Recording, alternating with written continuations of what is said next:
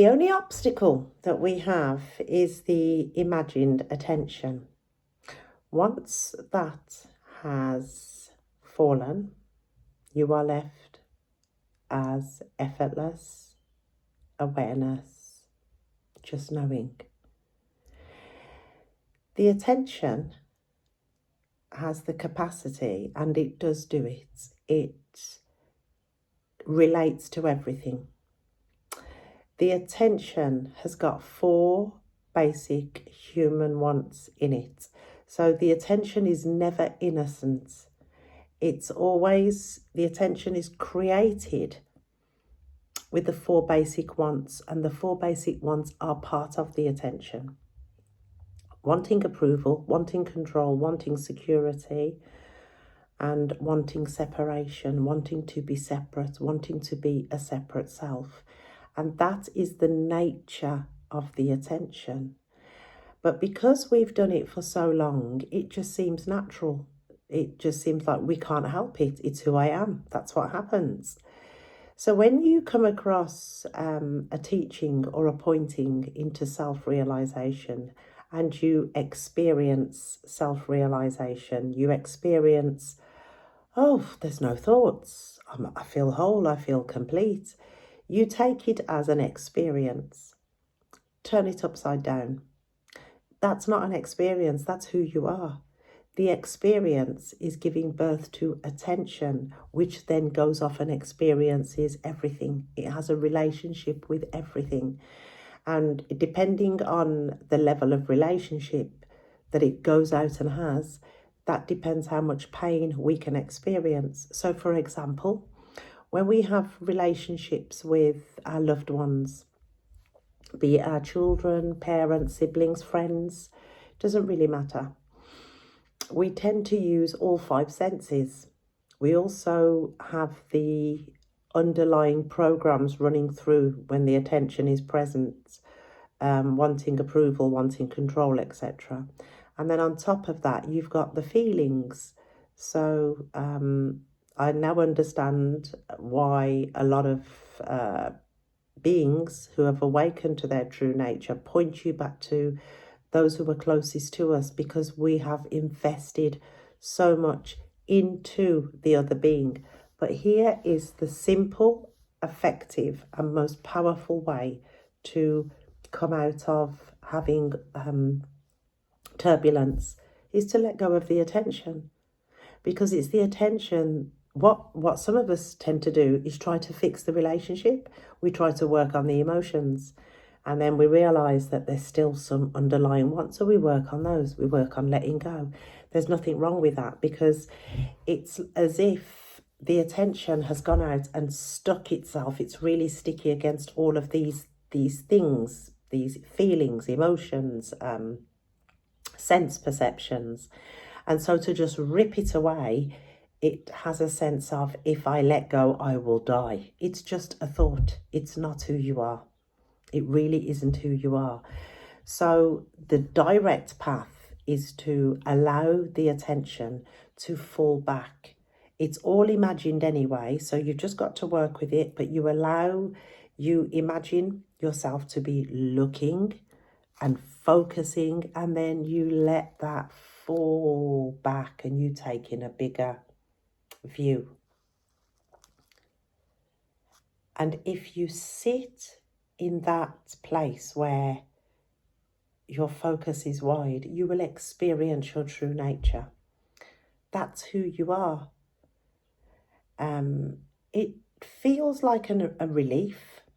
It feels like, oh, what a relief. You can also feel yourself relax within, and we call that a spiritual practice. So we start seeking for more of that. No, you are a spiritual being having a human practice. It's the experiencing that we come here for. But because the true nature is vast, it's open, it's relaxed, it just is. There's nothing to say about it. But we didn't come here to be silent. We come here to play the game. So how do we turn the experience of being who we are into a more permanent state is to rest here for longer periods, because what builds this, it's called presence power. Excuse me. The longer that we stay here, the more frequent that we come back to that wide gaze of just dropping attention, the more that becomes the norm. It wakes up the true mind. The true mind's not asleep, but you start to experience the true mind. You start to experience just rushes of love and peace and happiness. And you're like, oh my God, where's this coming from? Because we automatically equated that state of being to an object. If you see somebody that you love, you want to drink in the totality of that person. So you relax your gaze and you're like, oh, isn't she lovely? You've let go of the attention, which is called desire. The only time one can have a desire is when the attention is present. I tell you, go to sleep tonight, fall into a deep sleep and tell me what you was desiring. You wasn't, because you couldn't, because attention's not there. That's why we love sleep, because it means that we drop the idea of attention. Attention is not real. It's not real. We imagine it to be real. If it was real, it would be with us all the time. So where does it go? It doesn't go anywhere. When you say, I'm going to sleep, that's attention talking. Attention carries the identity of I. So this is why I understand, especially David Bingham, when he says, with self-investigation and self-inquiry and the self-revealing the self and awakening and all the words that we use, he says, to say there is awareness of, because it takes away the stickiness of I am aware. There is awareness of thinking. There is awareness of thoughts. There is awareness of breathing. There is awareness of. So we break everything down. So we say awareness of a pen, awareness of a phone. We do the of. And then once we've took the stickiness of I am aware, we've dropped that language. Once we've understood there is awareness of, it then becomes, this is effortless. So now awareness is effortless. And then we turn it to ourself, our true nature, and say, there is effortless awareness. We drop the of. And that's when you say, that's it. And what happens with all of that practicing, with all of that peeling away, is that it doesn't wake up, but it feels like it wakes up love, joy, and happiness. And that becomes stronger and stronger every time we do it. The only reason we don't experience it at first, well, I don't know, because some of us do, but the only reason why we tend to not experience it is because there's not enough presence power. When the presence power has been established, which is by visiting, it feels like we are visiting. It's the attention, it's the imagined one visiting its true nature. There is a scripture. I'll find the scripture and I'll do a video on it, where it says, no one has ever seen God and lived. You cannot meet God and live. It's the attention. When the attention turns fully, it's dead. And that's what we call death. It's not death, but it's the death of the attention. And that's what scares us, because the attention has the sense that I must survive as a separate self. And while we believe that and we allow that, we set up an apparent sufferer, because the attention, it takes on so much. It gets so involved in individuality and separateness, and then there's the programming, wanting control, wanting approval, wanting separateness. I need that to be like that to be happy. It just goes into a mind storm. But if we can understand the attention, we have a loyalty to this attention.